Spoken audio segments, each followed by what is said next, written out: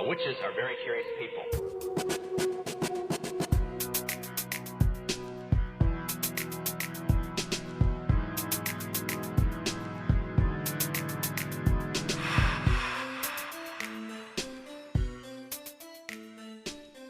Hello and welcome to The Witching Hour, a bi-weekly podcast for the creative horror fan, where we discuss topics related to the horror genre from creepy, history, lore, media, but most of all, anything creative, all with the hope that we can inspire and motivate you to create your own horror.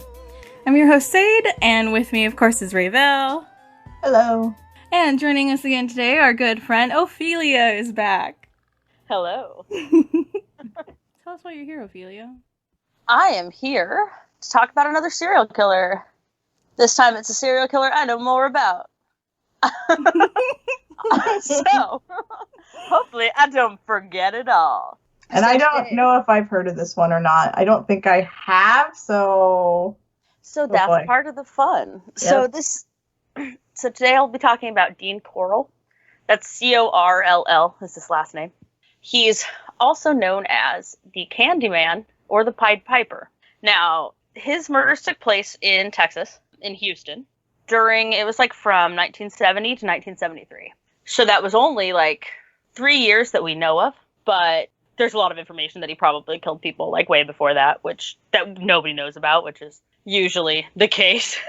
So he went on kind of a spree for 4 years there and has over 28 confirmed victims. ooh. Mm-hmm. And this gets... Yeah, this Man, one this is dark. is bad. Okay, well, actually, before we get too deep you might into want to warn. it, disclaimer, warning, this one has a lot of really sensitive material. So if there's rape, torture, just a whole lot of horrible things happening to young men. So if this is an episode that might make you uncomfortable or you're sensitive to topics like rape, this is not going to be the episode for you. This episode is going to be marked explicit.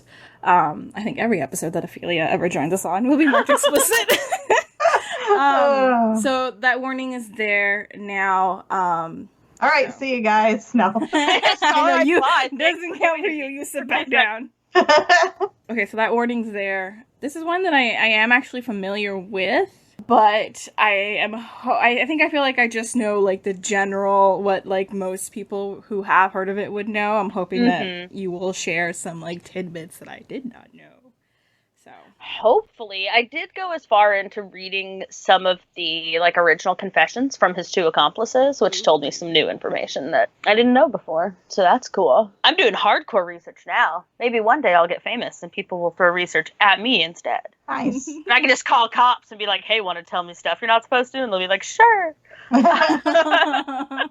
In my dream. Living the dream. Just living that dream. So Dean Corll's birthday is the day before Ray's. It's December 24th. What? Oh, God. So you Capricorns and your penchant for murder. that's my aunt's birthday, Christmas Eve. Oh, is it? Yeah. Christmas Eve? I'll let her know that next time. Let her know that, yeah. Just be like, hey, I know you're killing people. I know you've made it a business. Yeah. Capricorn's very good at business, very good at monetizing and businessifying largely everything that they do, which is, in fact, the case with this man. So I guess I'll start with what I do know about his early life, which is interesting. So he was born in Fort Wayne, Indiana in 1939. He died at 33, but he would have been my grandmother's age if he was still alive today. So he would be in his 80s. He was born to married parents that did not get along very well. His mom ended up living this really, she ended up getting married and divorced 3 times in his life. Once to his father. So what ended up happening was they were together, they fought, they got a divorce, moved apart from one another, and then they ended up reconciling and trying to get married, and they got married again Dean was really young, and then they ended up fighting and getting divorced again. Yeah, so you can just imagine how well that goes over with children. And then she got married again, divorced again, married again, divorced again. So what ends up happening... Oh, boy. This is like a soap opera. Yeah, his mom's life was a soap opera, especially for the era that it would have been. Mm-hmm. It would have been the 40s, 50s. Although divorce was more common back then than a lot of people think. It's still a taboo. You didn't do it that often. So your family would be looked at weird, right? So that's probably happening to the kids too. Oh yeah, my parents totally been divorced 4 times. Like this. And then one day, and I don't remember what state this is he was living in, I'm sorry, but it doesn't matter. Like, until we get to Houston. And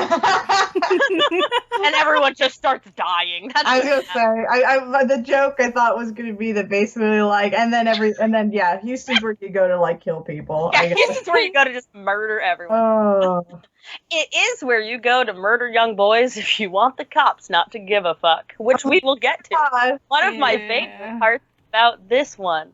Yeah. So one day when I think he's like in his 17, 18, he's like a young adult.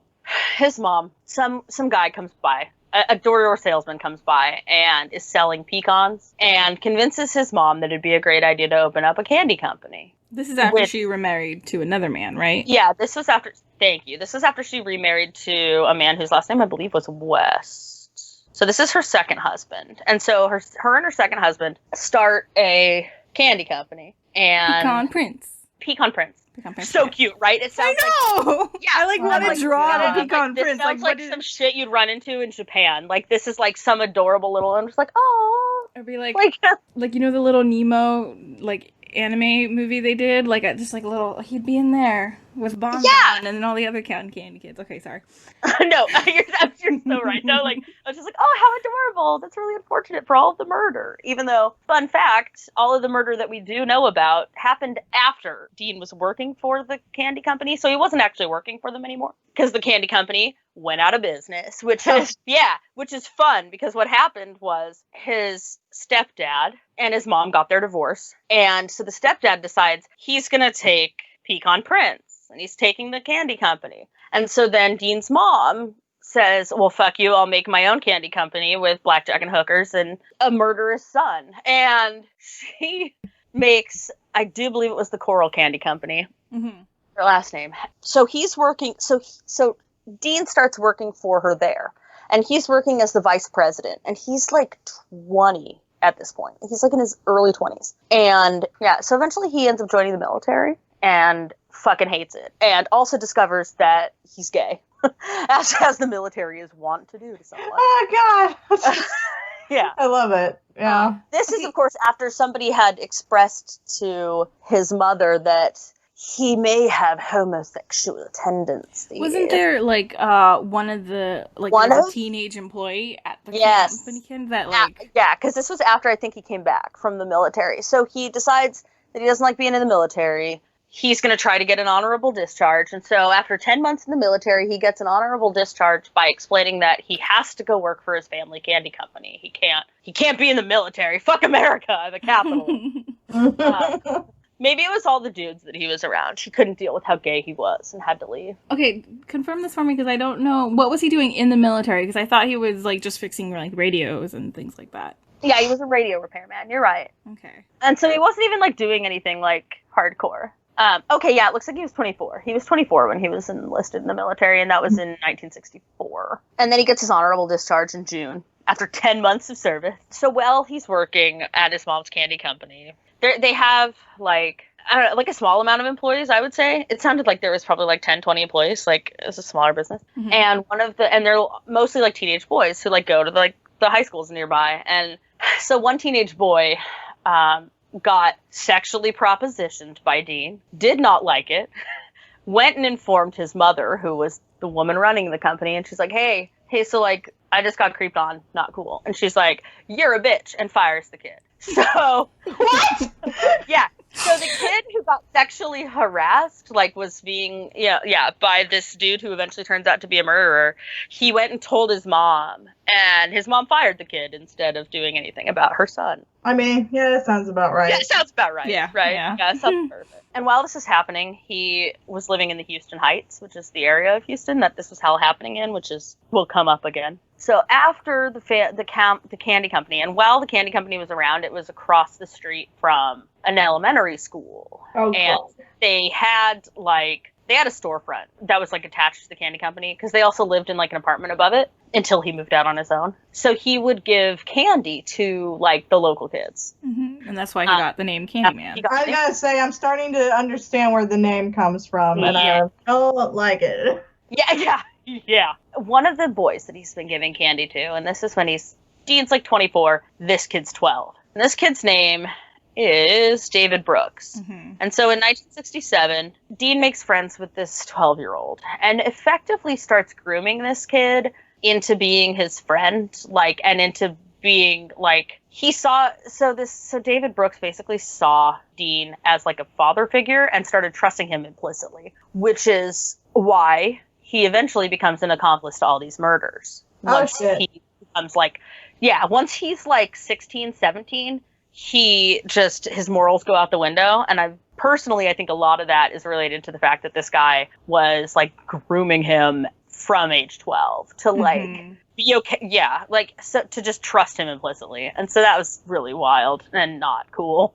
And so for a while there, this kid is like staying at Dean's apartment, and some years go by like pretty chill where they're like friends and this kid comes and goes. And one day, let's see, when does this fucking happen? Because this is like the crazy part. I'm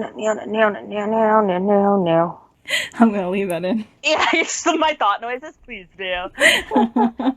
At some point, David Brooks, comes into the apartment and catches Dean with these two kids that he's, torturing and, raping and, is gonna murder. And I think he eventually murders them, but I don't think Brooks was there for that one. And then eventually, he explains to this kid, he's like, oh yeah, I just murder kids. Don't worry about it. Didn't he, if you start bringing me kids, if that's what it was that you were going to say. Well, it was so he catches him with the two kids, and he's like, I will buy you a car for your silence. That's right, thank you! That's what he buys him the car. Because I was mixing it up with his other accomplice. He has two. Yeah, so he catches him with these two kids, and Dean's like, don't worry about it. If you shut up, I'll buy you a car. And he buys him a green fucking Corvette. And I was like, sick, I want a 1967 green Corvette. But would I be complicit in murder for it? Of people who are supposed to be your friends, right? Yeah, and it gets worse. So, eventually, after the car is when Dean gets this point. He's like, okay, I'll pay you $200 a kid to bring me kids. And to murder. Which at the time frame, $200 is probably. It was $1,300. I looked it up to see if I would do it. So that was that was the question that I had been asking everyone in my family while I was doing this research. I'm like, all right, okay. So with inflation, what's $200 per kid? That's either gonna, that's gonna be raped, tortured, and killed. And $1,300. So that's that's a hefty amount of money if you bring two kids over. Mm-hmm. And so I'm asking other people in my family, I'm like, would you do this? Would you turn a kid? And if you, say you only thought that they were going to get sold into sex slavery, would you do it? And Brett's like, no, I'm not going to. So my partner, absolutely not. My partner's sister was like, oh, hell yeah. Oh my God. Capricorns are shady. No. I'm just going to say, as a Capricorn, fuck no. Oh, never. She's like, well, would they be my friends? Or oh, they'd be acquaintances. Oh, okay. Hell yeah. No. That's how the conversation Oh, God, no. But I will pose that to you. If you were poor and you didn't know they were going to get murdered, say you just thought they were going to get sold into sex slavery, and you could get $1,300 per person. I couldn't live with myself. I could not live with myself and do that to a human being. Nope. Yeah, neither could I. Yeah, no. No, right? Okay, good. We're all clear. We're not boys. We're not teenage. We're not going to make the decisions that teenage boys make. Awesome. So, who we all know are incredibly good at making decisions. No shade, teenage boys. You sell a child? No. Okay, good life decision. Right? The bar's pretty low. Yep. So if I do remember correctly, it's about 3 to 4 years. No, it wouldn't have been 3 to 4 years. It would have been a couple months because the whole thing happened for 4 years. Okay. It was really a whirlwind of murder, and then it ended spectacularly. Yeah.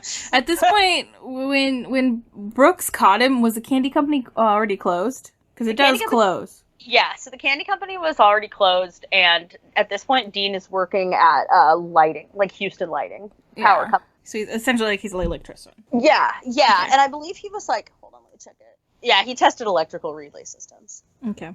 So, we was just so he wasn't actually, murdering people while he was giving them candy. Wasn't another detail that makes him kind of creepy, when they had the candy store, he put, a pool table for, the young boys to come in and hang out. Yeah. Yep. In the I want to make sure that creepy detail got in there. That was correct. He did. He like would make it like a hangout place to try to like lure kids to come hang out. Yeah, and that was like I think how he met David Brooks, because he was one of those kids that would come.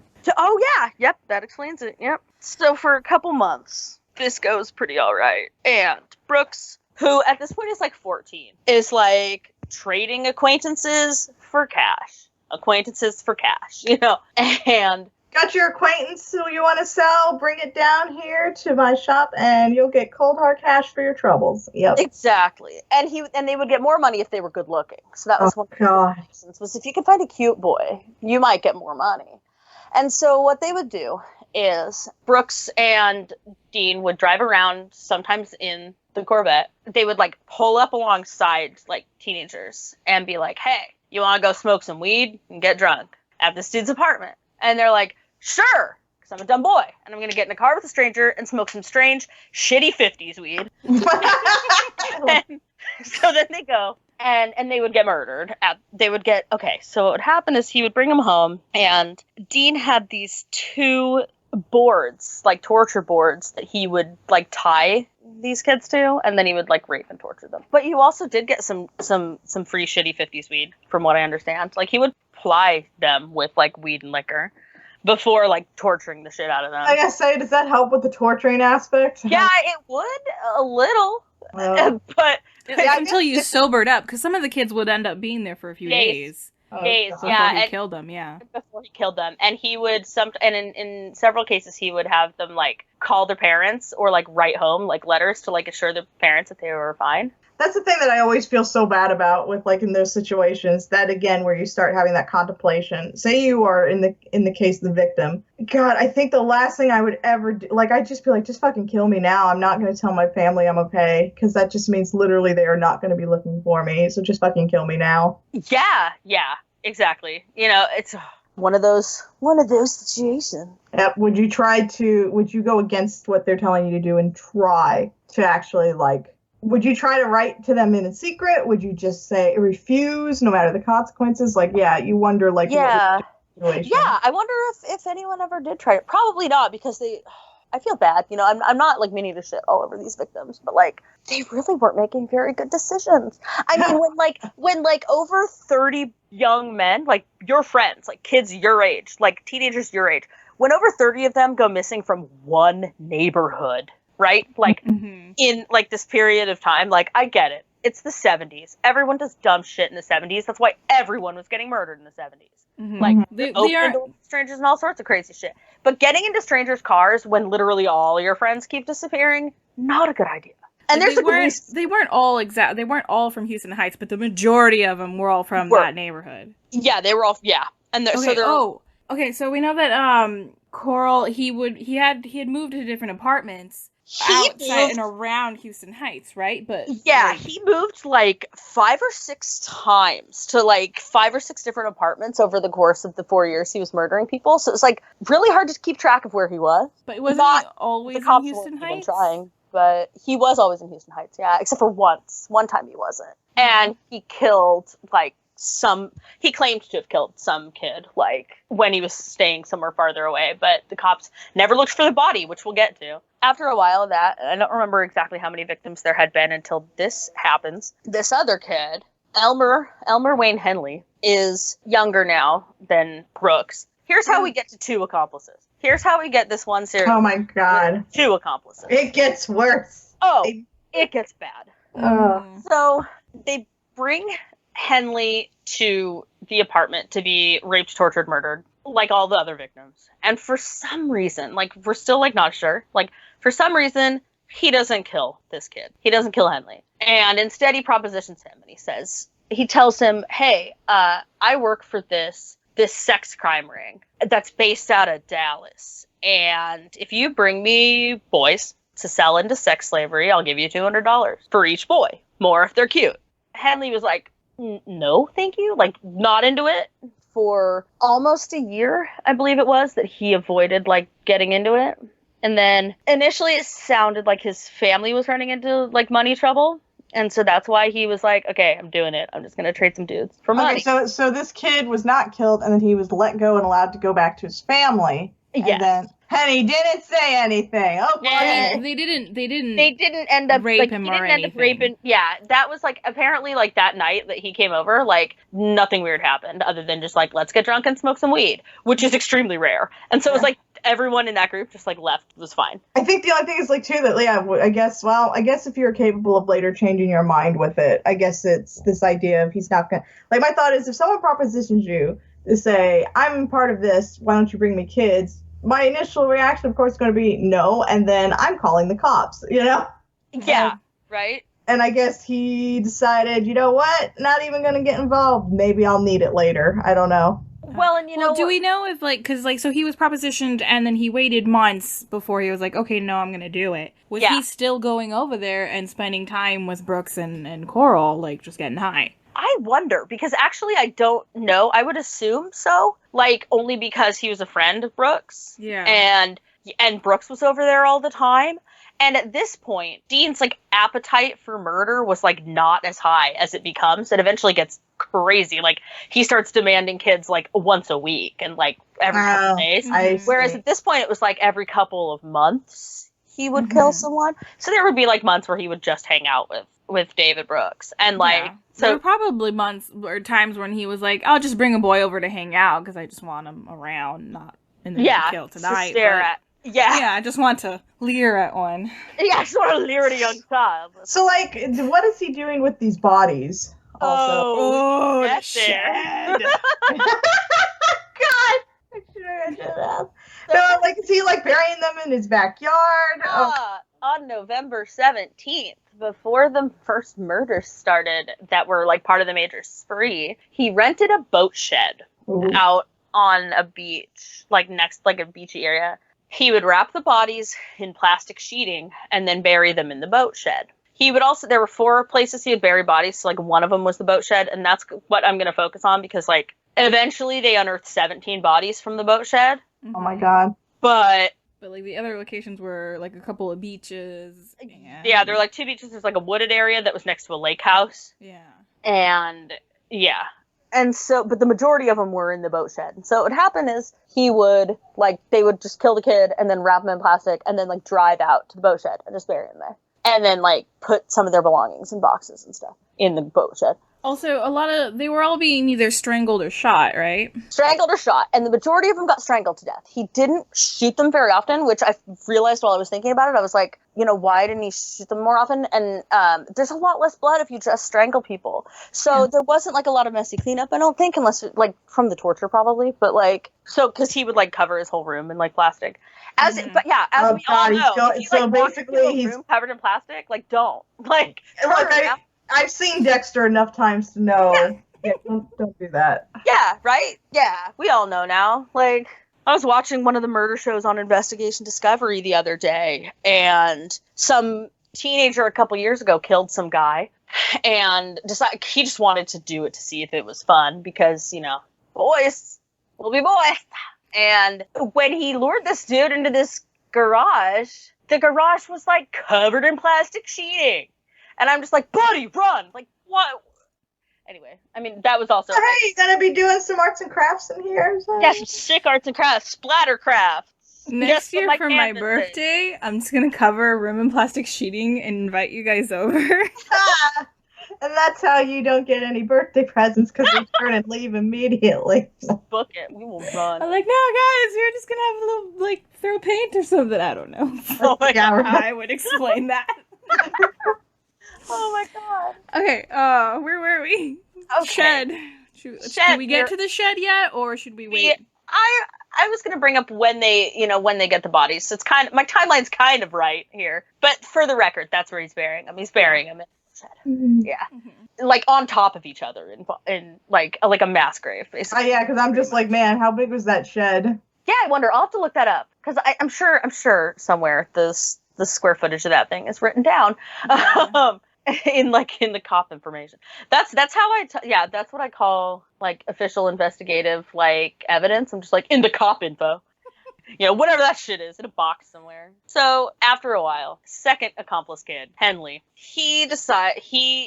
times are tough. And this is what's interesting, is that there's 2 different accounts I read for what kind of times were tough. The first account was that his family was like struggling. And so that's why he eventually gave in and just started helping lure boys to this guy's apartment for money. But then in his own confession, which I went and read, I don't remember the language he used, but it was like the description of it sounds a lot more like who he's referring to as his family is his friend group, his like large group of like people in his socioeconomic area. And so it sounds more like it's him and his friends who are in an impoverished area that he's trying to help out. He's like, it would be good to have like, you know, $1,300 sitting around. Like $200 was so much money back then. It's absurd. Mm-hmm. And yeah, so it's like whether or not it was like his immediate family or it was like his friends who were still in a shitty socioeconomic situation that made him, you know, decide, okay, I'm going to do this. But either way, it was interesting. So he goes and he believes that he's just selling these kids into sex slavery. So that's fine, right? I'm okay with sex slavery. It's slightly worse. I mean, Yeah, slightly better. Way bad. It's so bad. Still so that's bad. what he thinks Still is really happening. bad. Yeah. And one day, As they say, some things are worse than...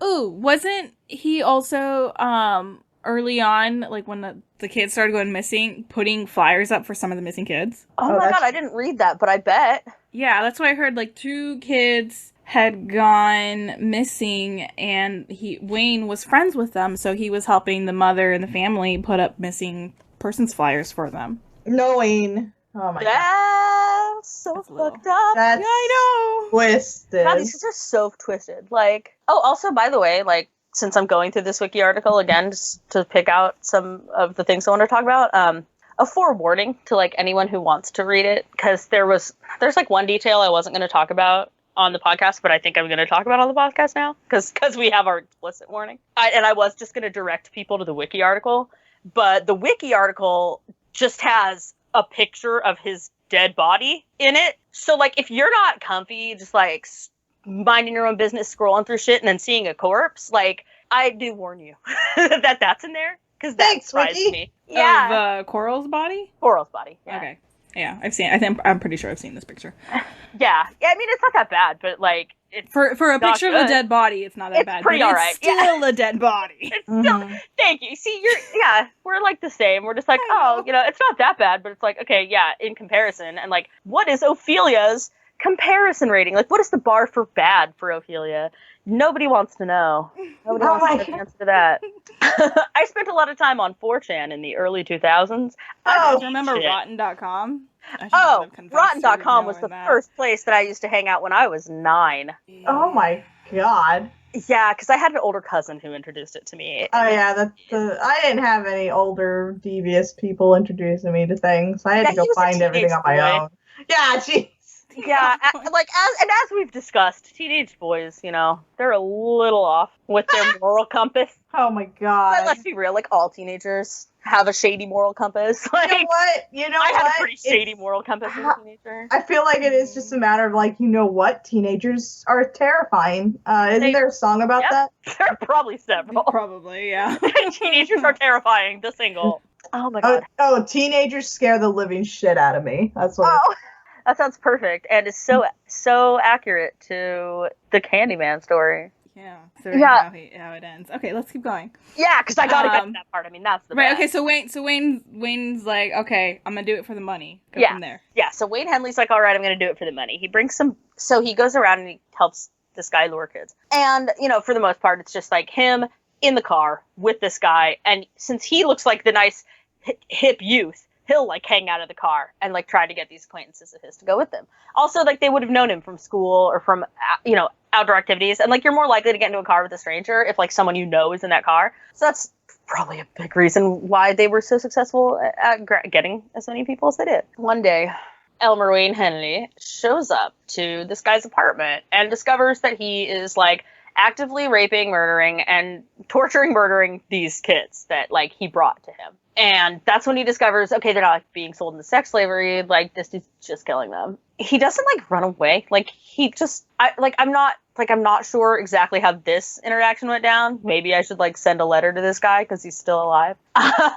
Just be like, hey, you're like in your 80s. You're like totally okay with this now, right? I think he's in his 70s. Just like want to revisit that like right now. Isn't he alive? Yeah, he's still alive. I'm not. Well, I haven't heard that he died. They're both still alive. Yeah, they're both still alive. Yeah, is it?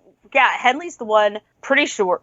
One of them has 5 consecutive 99-year life sentences, and so like I'm sure that one is Wayne. Yeah, you're right. Yeah, so that's Henley. Like he's Henley.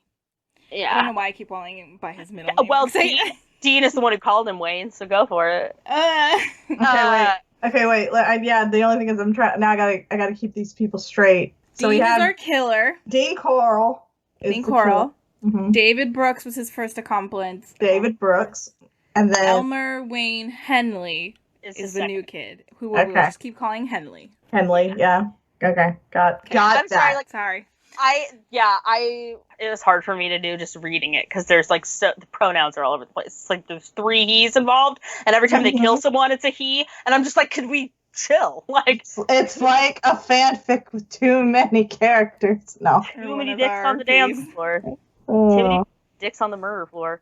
So yeah, Elmer Wayne Henley is 62 years old now, and he has 6 consecutive 99-year terms. So he is sentenced to 594 years of life imprisonment. Which 594, like that's pretty sick. But he, shit, we'll get there. Never mind. Anyway, also these were called the Houston mass murders. Something that I should have said at the beginning. So like that's another way to look these up if you're interested in checking them out. Fast forwarding to where this gets crazier and more interesting, if that's possible. Now. So Henley discovers that they're actually being murdered. I don't imagine he was like immediately chill with it, but I imagine like the amount of time he'd been spending around the other two, like he was probably starting to get okay with this type of shit.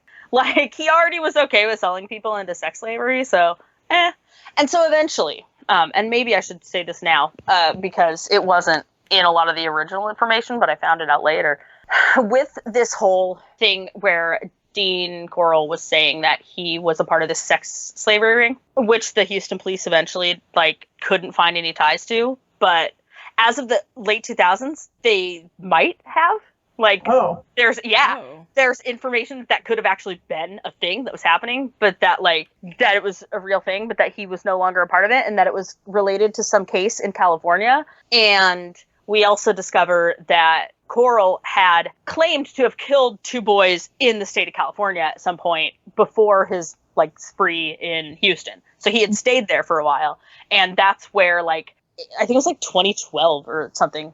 They found more information about this possible actual sex slavery ring, and the Houston police were like, we're not going to look into it any further, which is something we're going to get to. With this sex slavery ring thing that Dean was saying he was a part of, he apparently used that to threaten Henley, at least. I'm not sure about Brooks because there wasn't anything that he said about it, but it sounds like when they would get cold feet or be we're not interested in doing this anymore, Dean would say, if you do anything to me, if you kill me or call the cops on me, the people that I work with in this sex slavery ring will know that I'm gone and they'll come and kill you. They'll do something to you. Mm-hmm. And so that, having that information really kind of solidifies understanding why these kids did this for so long with him. They keep doing it. Yeah, because that was something that was missing for a while when I was reading about it, trying to figure it out. And until I went and I read Henley's own confession, he mentions that Dean would threaten them and say I'll call this mob of interconnected people who work in sex slavery and they'll come kill you. And so that was one of the ways he controlled them. And so that was probably why when this kid discovered that he was murdering people instead of just selling them into sex slavery, that was probably when he first used that oh yeah, well now you can't tell anybody, right? Yeah. They're going to come after you. So he starts doing it. He starts helping collect people and on and off with Brooks. At some point there was a year where David Brooks was I'm done with this shit and moved away. And he was if I move away, I'm going to be too far out of the way from Dean for him to find me. And at that point, the murders stopped for a while. And then eventually Henley starts having to help him murder people more because Brooks is gone. And Henley mentions that. He's yeah, there was a year where Brooks wasn't involved in any of the murders. Okay. And so, but I think he comes back at some point and continues to help with the murders. Yeah, he does come back. I think He it was what I remember hearing But he wasn't was, there on the last day. Yeah, no, he was not. What I heard was, I think Brooks moved away for a while, and another thing that like slowed the murders for a while was like Henley got sick. That's right. Yeah. But then Brooks came back, and then Henley was getting more involved. Yep. Which really says a lot about a serial killer if he like can't just kill people on his own. Like he's like, oh man, one of my friends, he moved away, and now the other one's sick, and I guess I can't do shit on my own anymore. It's like, oh yeah, you on your own? Aren't you creepy? Like, you are the laziest serial killer ever. No. I think it probably slowed down because it would have been harder for him to get kids. Yeah. Without their help. Because he was getting to be like in his late 20s. So, yeah, because he died at 33. Yeah. In the most spectacular way possible. So we're getting there. Yeah, I think I am about at that point. So, like, bunches of more boys are killed and wrapped in plastic sheeting and buried in a variety of places. At this point, we're hitting the 28 mark. Fast forward to all of this stopping and why it stopped. And hey, Ray, when we like have a ship and then there's a girl and she just ruins everything? I thought that! What? You're so bad! Are you serious? Are you ready for this? Because it literally, I was like, oh my god, it's like a Yowie fandom model. A really horrible one, but go on. Yeah, so, god, this is like so, damn it, I can't believe you. Sorry. Holy shit, it's like, now I can't even think. Okay, because I was like, oh, I was thinking that too, but I'm like, that's tasteless. I shouldn't say that out loud. And then. I'm sorry. No, it's beautiful. I'm glad that you did, because I should have. Somebody did it. So here we go. So one night, it's August 8th. So now I was like, wait, I know the date. It's August 8th. And Henley is hanging out at Dean's apartment with a guy, like with another kid that he had brought to this guy's house. Curly? What? Timothy Curley, right? What's his name? I just remember his last name was Curley. It is Curley, yeah. Timothy Cordell Curley. Yeah. And then what was the girl's name? Rhonda something. Oh, yeah, it was Rhonda. Fucking Rhonda. That bitch. You know what? No, you know what? Rhonda. There's a reason I like Rhonda, yeah. Like, I will go to bat for Rhonda. And like, I will tell you why. It's so good. She just, I mean, yeah, she ruins everything, but, like, good. And then, like, also, like... This is the one time we're like, yes. I was like, thank you for bringing your like womanly wisdom into this situation because it is pretty good. Like, God, I feel bad. Like, people died. Like, I shouldn't be laughing this hard, and I only do because like it's dark and like to deal with it, you have to. I was like, I have respect for these victims, like more than the Houston cops. Oh God, yeah. So oh shit, it was August 7th. I fucking lied. So never mind. August 7th, 1973. I know.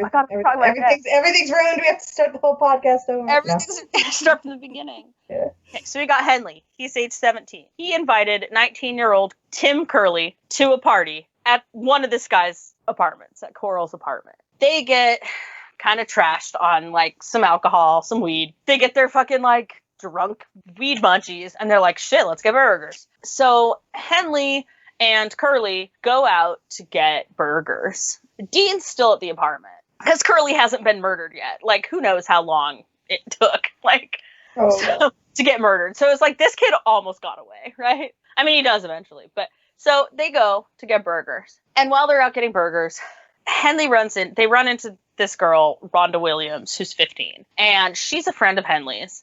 Her drunk dad has come home, like, fucking trashed and beat her up, right? Like, was hitting her. And so she tells that to Henley, and she's like, look, I don't want to go back home because, like, my dad is going to, like, beat my ass. Like, I don't want to be there. And Henley, not thinking, right? Because he's not a serial killer. Well, he is, but, like, he doesn't, like, he's still a teenage boy. Like, he doesn't think, like, all calculatedly like serial killers. He's not in Corll's head that well. So he just thinks nothing of it. He's like, okay, well, come with us to Dean Corll's apartment. You can come with us and hang out with us and party with us. And I wonder if, with the amount of murders that had been happening, Henley would have, like, known that this was not a night of just chilling and then freeing some people. So he brings this girl over with the guy. I ain't paying $200 for a chick. Yeah. So, you know what's... Yeah, so what's actually interesting is that apparently, like, so Dean gets pissed and, like, doesn't actually, like, say anything. Like, he doesn't, like, make a scene in front of people, which I thought was interesting. He, like, grabs Henley and, like, pulls him into another room and is like, you ruined everything by bringing a girl here. What's wrong with you? And Henley was like, okay, well, look, like, her dad's abusing her. She doesn't want to go home. She doesn't want to be there all night. It sucked. Like, so I invited her over. And so I guess this, like, made him less mad. Like, it tided him over for a while. He was like, okay, whatever. Which is, like, interesting to me. Like, I'm like, okay, why would you, like, what is it about that situation? I was like, was he actually empathetic to her situation or what? Like, so he wasn't his father also really strict and hard on his kids? Yeah, his father was. Maybe he had some sympathy there. And then I remember hearing that as, like, at least as a child, when he was, like, really shy and awkward, he did show empathy towards those around him.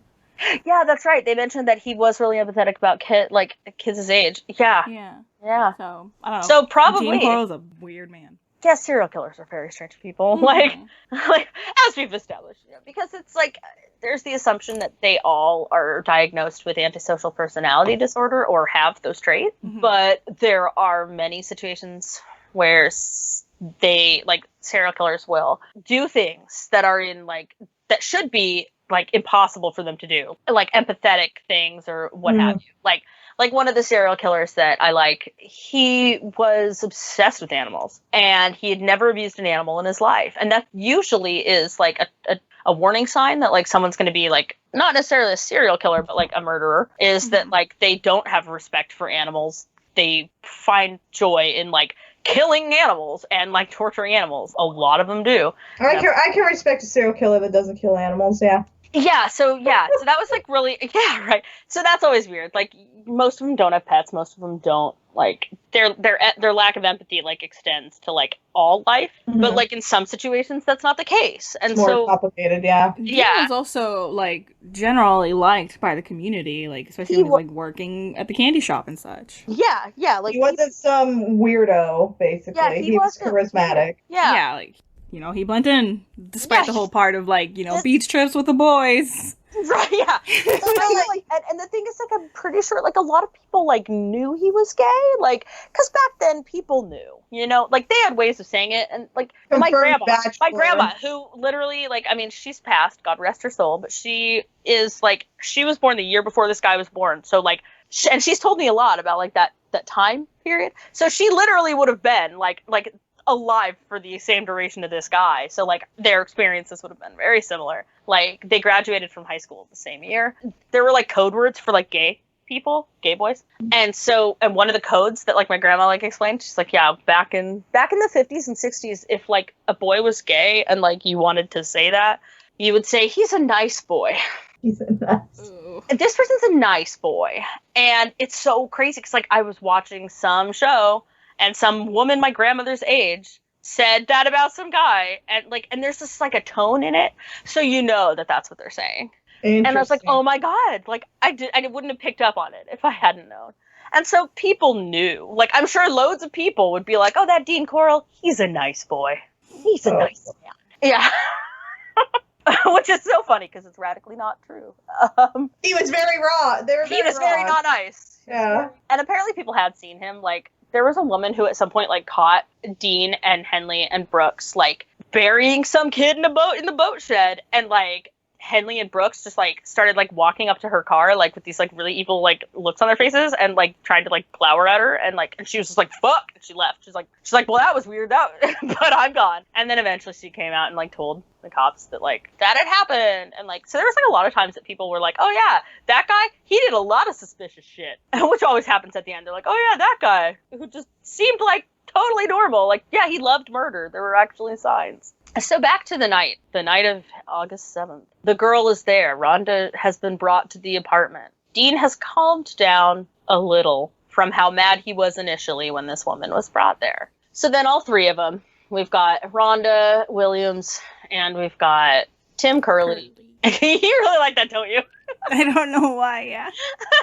And we've got Elmer Henley. And all three of them end up drunk and high and they pass out. Like, they fall asleep. I don't know I think they got, like, blackout drunk from what it sounds like. So then they all three, like, wake up, like, not at the same time, but, like, Henley wakes up and discovers that, like, he's been gagged and bound with handcuffs. Oops. And yeah, and so they all have. So while they're passed out, he binds and gags all three of them and starts to go after Henley. And Henley realizes his fuck up now. because he's like, cool, I guess I'm gonna die. And, like, decides to try to bargain with Dean and is like, look, if you let me go, I'll help you rape and torture these people and then murder them. And then, like, we'll be fine, right? Like, everything's, like, hunky-dory, right? Let me go. And so I can, like, help you be awful. And so Dean's like, okay, fine. And he lets him. And, yeah, gets her in the buns and, like, on Henley. And so he has he's got a 4-poster bed and, like, he's tied these torture boards. Sometimes he has the torture boards attached to the wall, and sometimes he has the torture boards, like, attached to the bed, from what it sounded like. But I believe at this point they're not on the boards. They're, like, tied to the posters of the end of the bed. So we've got naked and stripped Rhonda and naked and stripped Curly, and they're, like, they're attached to the bed. They're tied to the bed and they're gagged. And Dean's like, okay, you can help me. I'll let you help me. But by helping me, you have to rape the girl. Because, like, I'm not raping a girl. And yeah, I got standards, okay? Yeah, he's like, I'll take this kid with. I like that he's still like, yeah, you can rape the girl. I'm not raping the girl. Yeah, so he tells her, like, he tells Henley that Henley has to rape Rhonda, and, like, that's how it's gonna go. I like that it's that and not just where you're just gonna stash her and kill her. Like, goddamn. Yeah, and he handed Henley a hunting knife and made him cut her clothes off, and then insisting that while he would rape and kill Curly, Henley would do likewise to Williams. And then, so at some point, Rhonda gets her gag removed by Henley, and she, like, looks at him, her friend, right? And she's just like, is this for real? That's what she says. Is this for real? Mm-hmm. And he's like, yep. And then, yeah, so he goes, yeah. And then she goes, fucking iconic, by the way. She says, are you gonna do anything about it? And as though this dumb teenage boy, as though this is the first time he's ever heard those words in his life, he's like, oh, maybe I can. Like, maybe I didn't have to be complicit in murder for 4 years. Like, it took this woman being like, but really? Really? Is this happening? Are you gonna do anything about it? And he's like, oh, I could do something about it. So basically, all those crappily written like shows where the guy finally does something because of a woman. Maybe that's so untrue. Like, yeah, exactly. She's literally just like, you could, like, not rape and murder people. And he's like, holy shit, what? And so, like, Henley then asked Corll whether he might take Williams into another room. Corll ignored him, and Henley then grabbed Corll's pistol, shouting, you've gone far enough, Dean. So then Dean, like, gets off of the kid he's raping, and is like, you're not gonna shoot me. Like, and then he's like, do it! Freaking kill me. Like, then, so Henley tries to shoot him, shoots him, and hits him in the forehead, and it's a .22 pistol. But, and this was significant to me, it didn't go through his skull, so it just, like, bounced off his fucking skull, and I'm like, how shitty were guns in 1970? I was gonna like, say, like, point blank, like, and it was like, like, what? That sound effect, Jesus Christ. Yeah, I imagine that's what happened. So, it's really tense. People get raped, murdered, everyone's naked, there's blood everywhere, and then doink. Oh. Like, yeah, I'm gonna be it's like the most anticlimactic thing ever. Don't worry, that's not the only shot fired. Yeah. Oh no! So eventually he starts shooting him. Like, he shoots him in the shoulder after, like, trying to shoot him twice more. So then Corll's, like, fucking, like, lurching at him, right? So it's, like, super creepy. So it's just, like, shooting this dude as he, like, gets closer to him. And eventually he, like, doesn't he, like, go out? Yeah, he slides down the wall. So he spins around, staggers out of the room, hits the wall of the hallway. Then Henley fires 3 additional bullets into his lower back and shoulder, and he, like, slides against the wall and dies. He just, like, passes out dead on the ground. Like, the smear mark from the blood from his forehead is, like, on the wall in this picture. It's bad.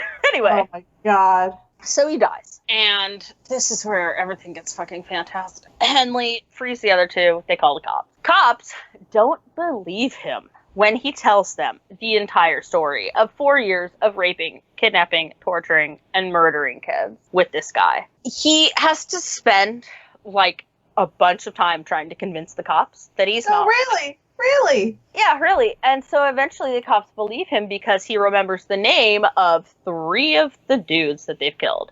So he, like, rattles off their names, And the cops are like, oh yeah, those are missing persons. 2 of them went missing like last week. And so then they believe him, and they have him take them to the boat shed. Mm-hmm. When he takes them out to the shed, has he said anything about, he hasn't said that he was also involved in the killing. He just says that Dean has been killing these kids. I think he did mention that he had been killing them with him. At least he mentioned it in his confession that I was reading. Oh, go ahead. Where's Brooks at this point?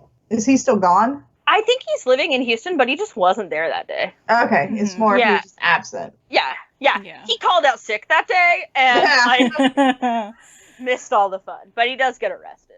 And then he helps, so then Brooks and Henley have to, help the cops, continue to find bodies. This is where it gets fun. As though it wasn't fun already, by the way, because in Henley's confession, when he's talking to the police and he's telling them the names of these kids, he mentions, and that's where he had mentioned that Corll was, threatening them with violence from this, unknown, sex ring mob. He mentions that at some point, and I think it's a year before they get caught, before the whole shooting happens, at some point, Henley tried to tell his mom what was going on. He was like, this guy is making me murder people. He is his mom didn't believe him. God damn it. And then it continued for a year.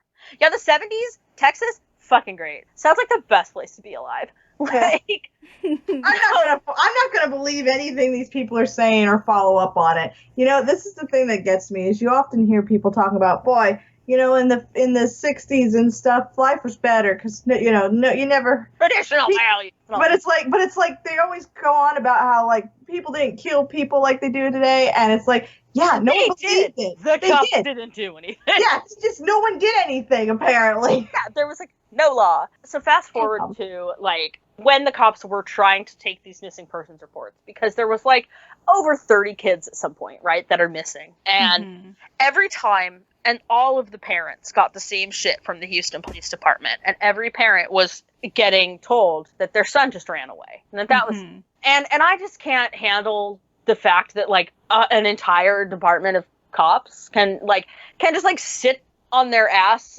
while they're getting, 30 notifications of missing kids from the same neighborhood. They're all just running away. Just really get out of that neighborhood. That entire neighborhood is just hemorrhaging boys. That's normal. And, something that you find a lot in the 70s with, serial killers who are gay, or, crimes against men by men. Cops rarely follow up on that, if at all, or ever. That's how Jeffrey Dahmer ended up keeping one of his victims that the cops just dismissed as, oh, this is some gay shit. And, Jeffrey Dahmer take his victim home with him, yeah. So, in Houston, for the entire duration of this happening, every single time a boy would go missing, the cops would be like, well, they ran away. Mm-hmm. Makes sense, sure. And so while they're digging up all the bodies in the boat shed, the cops, and this is what, still infuriates me to this day, is that they discovered more bones than they had bodies. And they misidentified a couple bodies that they had to, properly identify later, in the 2010s. They unearthed 17 or 18 bodies from the boat shed specifically, and then found leg bones and femurs and shit, knowing that there are at least 2 or 3 more dead bodies in there, and missing children. And they just stopped looking. They decided they were going to stop looking. Henley and Brooks were like, look, there's another body, we could show you where it is at this lake house. And they're like, no, we're done looking. And God damn it. They said that it was because the families of the victims have had enough. They've been too traumatized, right? And I'm like, really? Have they? Because there's still 2 families with missing children that they literally do not know what happened to. Yep. Yeah. Yep. So, yeah. Got And you. so, and I know that it was because the police had failed to do anything while it was happening. They didn't want to take, they were already getting enough shit for, not having done anything when it was happening. So then they just decide they're not going to finish up doing anything once it's over. And then, in the, recent, I think at least 20 years, when they discovered that, it's possible that this sex ring was a real thing and this guy was involved in it, and they found a tip about it, they deliberately didn't follow up on it with the same excuse that they had used in the 70s. That was, the families have already been through too much. Yeah. There's so much that we don't know because Dean Corll died. Can you imagine some of the things we would have learned if he had survived? Yeah, exactly. And that's one of the, so, God, and I wonder, like, how many more people, too, just were, like, dismissing these kids when they were like, look, I'm being, like, made to murder people. Like, and how, like, just the dismissiveness of the police department the entire time, like, was awful. And it, like, there are several bodies that they just never unearthed and didn't care enough to. It's just, it blows my mind. It blows my mind how they dealt with it while it was happening. It blows my mind how they dealt with it afterward, and how they continue to. And I know it's just because of their reputation. Like, it's gotta be. There's no other explanation. Because I know they don't care about the families. Because if they did, then the people who still had missing children would know where their children were. Yep. Yeah, especially when you've got people who, like, and that's the worst, is that it was, like, Brooks and Henley more so, was like, I know this kid by name, I know where his body is, you haven't dug it up, I can show you where it is. And the cops said no. What does that say, right? Yep. About your police department? Like, I think it said something like, too, that you're just like, we don't really want to be responsible for this. We want it in and out of the media as fast as possible. So we're just going to clean up as quickly as possible. And I wonder if that's part of why, like, honestly, this isn't one of those serial killers that we really hear a lot about. And one of the reasons is because, this was something I read that I was like, are you fucking kidding me? So knowing that there were over 28 victims, but that's what he was charged with. That's how many victims they've attributed to him. Because that was how many victims they dug up out of the boat shed. And the cops, there was like some comment about how they stopped digging once they hit 28 because this man had already surpassed this serial killer from California who had killed 27 people. And so they literally were like, well, now we've got like the serial killer with the highest kills. Like, we're going to stop looking. Jesus Christ. Yeah. Like, it was like, oh, well, he hit the record. We're done looking. And that was what one of them said. And I was like, what the fuck is wrong with you? And so, but then really soon after that, John Wayne Gacy started killing people. And John Wayne, who has a very, very, very high kill count, if I remember rightly, it's in the 40s.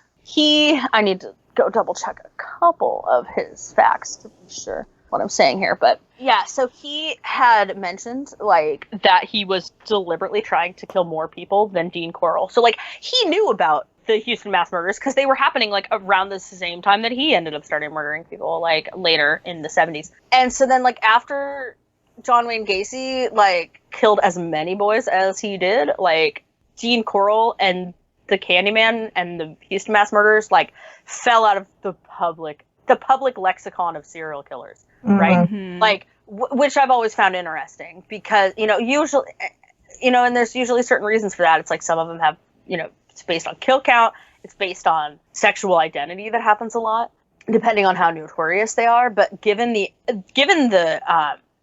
just like the lack of police action and like all of the most horrible like details from the Dean Corll case, like I'm shocked that more people like don't know about it. And I can't help but wonder if a lot of that has to do with the mishandling of the case on the part of the Houston Police Department. And if it has to do a lot with how much they didn't want to talk about it, And if the police jurisdiction in your area doesn't want to talk about thing, like you're probably not going to hear a lot about it on the media. So that it feels like it got straight up like swept under the rug after Gacy. They were like, well, that guy's bad enough. Like, yeah, I don't know. Like they use that to just kind of deter the spotlight because I definitely like. You probably watch a bunch of crime documentaries like I do. Oh hell yeah! And I feel like I've only ever seen like maybe one on the Candyman. Yeah, because I was thinking about going and finding one to watch, and never.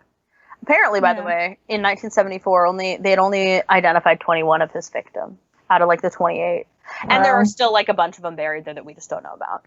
Of course, yep. It was definitely back then. It was also a lot harder to identify bodies. Like I know they went off of like what they were wearing when they went missing, more so than obviously DNA. Yeah, they would go off of that, and then they would go off of your dental records a lot of times. Yeah.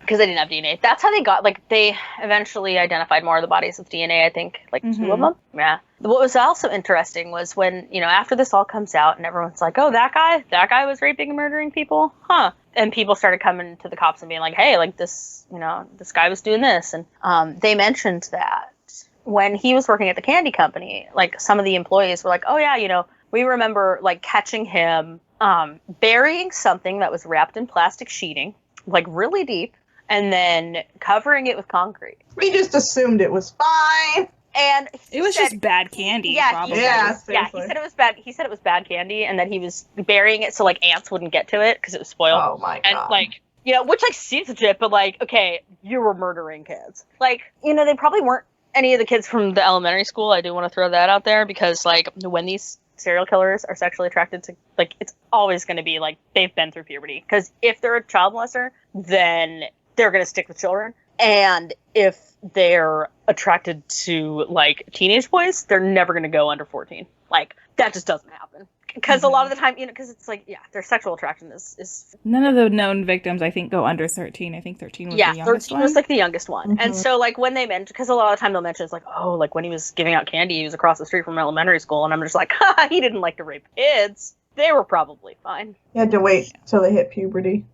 It is noted that he would give candy, especially to the older boys, to the teenage boys. And that's why he had, like, the pool table and the candy Exactly, shop. Yeah. So it was like he would focus mostly on, like, kids in middle and high school, really. And, like, junior high. Like, it's interesting.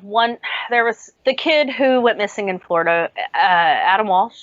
Who is the reason that his dad's a crazy conservative now. And he was the kid who got abducted from a Sears and was decapitated and raped by some like random stranger on stranger crime, and they never caught the guy who did it. Oh my god. And he was like, and this kid was like young. I don't remember how old Walsh was. I think he was like 8. He was really young. Yeah, he was real young. And so eventually, and this is years after Jeffrey Dahmer was killed, and it was in like 2007 or 2008 that some new evidence surfaced, and there was this new theory that was mostly being like heralded by this boy's dad, who's pretty famous. It's like America's Most Wanted. He's the host of America's Most Wanted because they started that like around the time of this disappearance. Code Adams in stores, like if you work in retail, that's named for this kid. Adam Walsh. And okay, that's right. That's what Code Adams is for missing kids, because this dude just straight up walked out the door with a kid. So his dad started getting into this theory that like it was Jeffrey Dahmer who killed his kid. And because they were like, oh yeah, well Jeffrey Dahmer was in Florida at the time, he was like around that area. And all of the people in like the serial killer, like I'm not in the serial killer fandom for the record, because that fandom exists. It's sure is a thing. But I'm adjacent to it.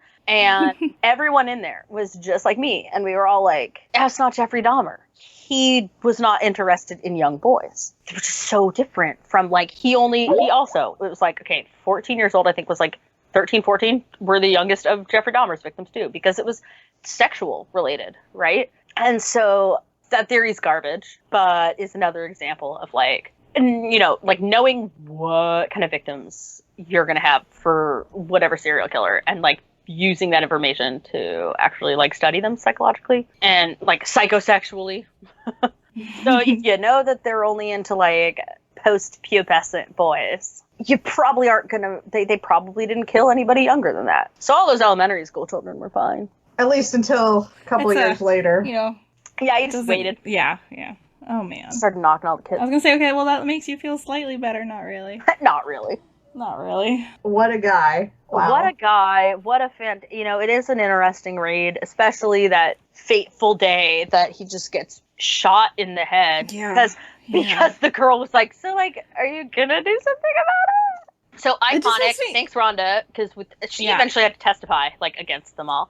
Didn't she also stay in contact with Henley? Oh, I don't know. Probably. I heard that she would write to him while he's in prison. I don't know if they still are, but she did stay in contact with him for a while. Thanks for not killing me. Yeah, at least. Yeah. I wonder, because I also, and this is something I was interested in, it's like how much, and it depends, because I need to look up more, like how much involvement Henley and Brooks had in the actual killings and torturings. Mm-hmm. I was just looking that up, and like they said, I guess Henley was particularly violent and definitely. And he was into it. Yeah, he got into it. Yeah, they were talking about how he would like get really into it. Brooks was the one who was like, no, he would get weird and into it. Mm-hmm. And because they ended up with these life sentences that are like really fucking wild, and I'm just like, for Brooks especially, since he was 12 when it started, it's harder for me to just like blanket condemn them. Mm-hmm. Right? Because it's like, if you were like psychologically groomed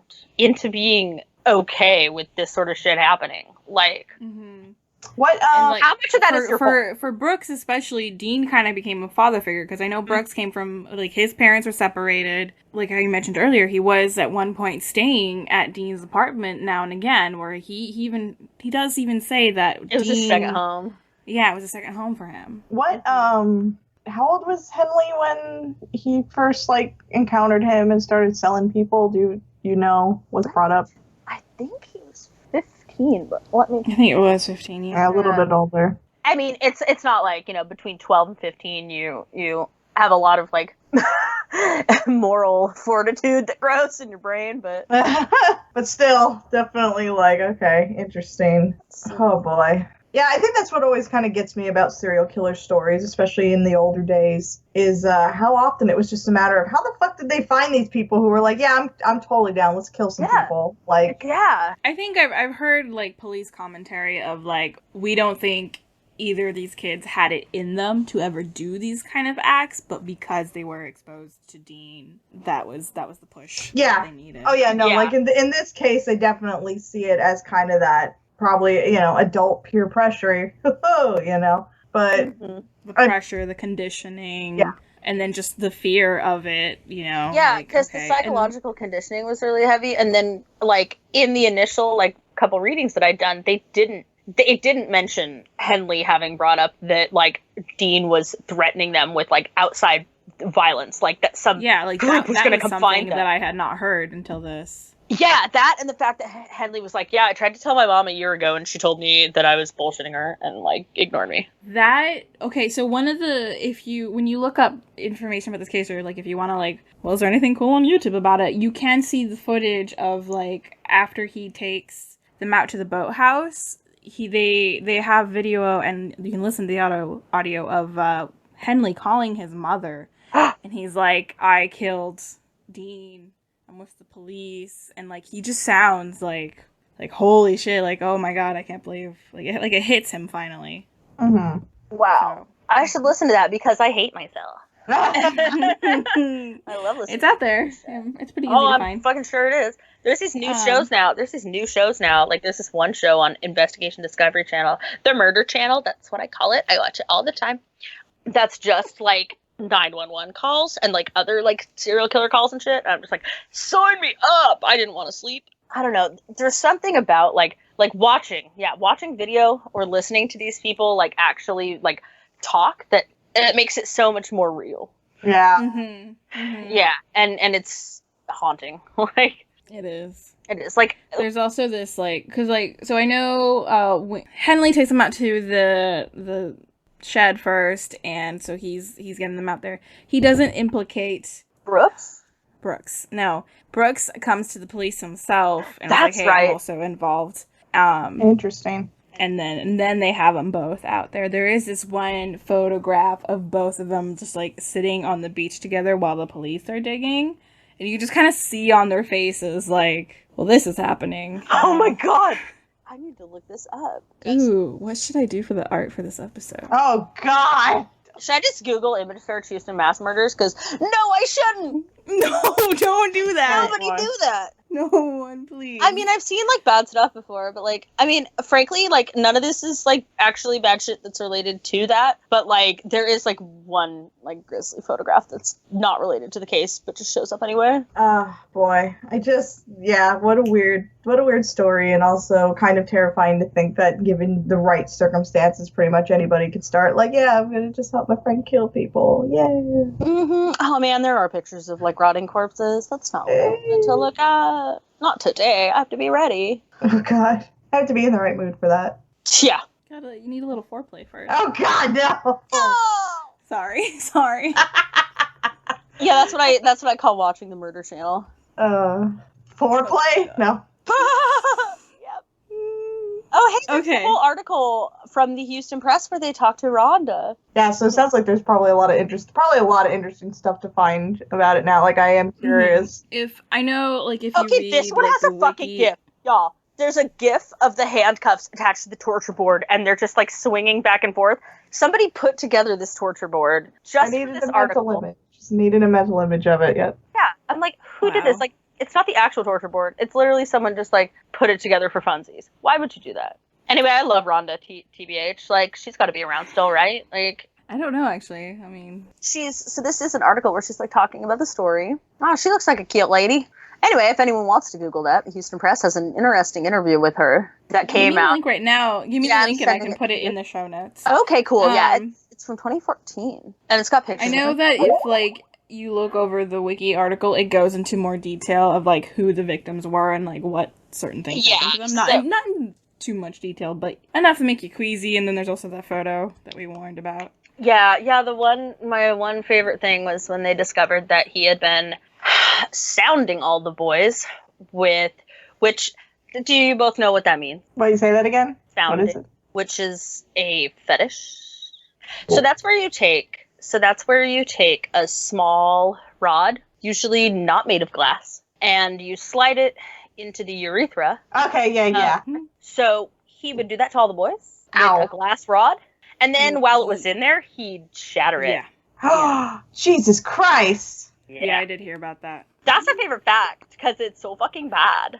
That's the thing. You're always like, I wonder how bad it can get. That's pretty fucking bad. I just, I don't know if I'm going to leave that one in on the podcast. You can take that out if you want to. Like, I might, just maybe I'll, muffle it.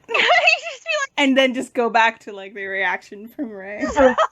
Yeah, you can just do that. Keep that in there, and then just be like, you can look at the wiki, you can read the wiki article if you want those details. I feel like I have said the word "oh my god" way too many times during this whole episode. That remains the single most impressively terrible thing that I've ever heard of anybody doing to another human being. I got other stories like that. Would be, I think, way too dark for even this podcast. Yep. And it's just and that's the end of the podcast. Yes. I wonder how dark these people can truly go. Yeah, let's find out on Patreon. Yeah. That's where Ophelia puts the bad stuff. No, I'll just start sending you weird shit to put on the Patreon. Oh gosh. Okay. So we wrap it up. I think we should wrap it up before we do get too dark. Yep. Well, there you go. There's that guy. There's the Candyman. Okay, thank you, Ophelia, for joining us again. It is always a delight to have you. Thank you for having me. Yeah, thank you for coming back. We had a lot of people say, "Oh, Ophelia was great. Bring him back." Hopefully, those people don't regret saying that now. Oh my gosh. Yes, thank you to anyone who said nice things about me. I have a Twitter. If people want to ask me questions. You can totally plug your Twitter. Yeah, cool. So my Twitter is at Sunwells. It's at SUNWELLS. And if you have any questions for me or any other suggestions, interesting comments, that would be awesome. Especially suggestions for people to talk about. Let me know. Yeah. You can tweet at Ophelia, or you can tweet at the Witching Hours Twitter. Let us know. We'll be definitely happy to get Ophelia back on the show. Talk about more serial killers. More serial killers. Yeah, maybe one day I'll talk about how Ted Bundy's house is supposedly haunted. Oh boy, I wonder why. Mm-hmm. Nobody road died. trip. Road trip for me. It's only 20 minutes away. I'll do it. Oh damn. Okay. Take a trip up to see you and then go to the haunted house, basically. Hell yeah. Is it still for sale? I don't think so. I think somebody bought it. The best part was that the last people who bought it didn't know it was Ted Bundy's house until demonic shit started happening in the house, and they were like, wonder what that was. And everyone's like, oh yeah, the Bundy family built that house. The Witching Hour has come to an end. If you like our show, you can help support us by subscribing on whatever platform you're listening on, or visit us at our website, creativehorror.com. You can also find us on Twitter at Witch Hour Horror. If you're up to some horrifyingly creative things and want to talk about it on our podcast, feel free to reach out to us through email or Twitter. Thank you again to Ophelia for joining us. Definitely hit us up if you want Ophelia back. Give us some suggestions on what killer you'd like to hear them talk about next. And thank you, of course, for listening and spending your time with us. Whatever your creative passion is, hopefully it's not killing anybody. No. But horror-related or not, get out there and do it because it makes you happy. And we hope you'll join us next time for The Witching Hour.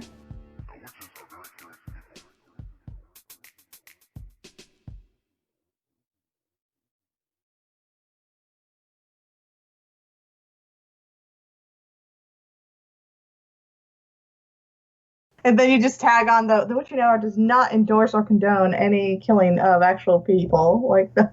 That we Do you endorse the pecan prince? Oh, God.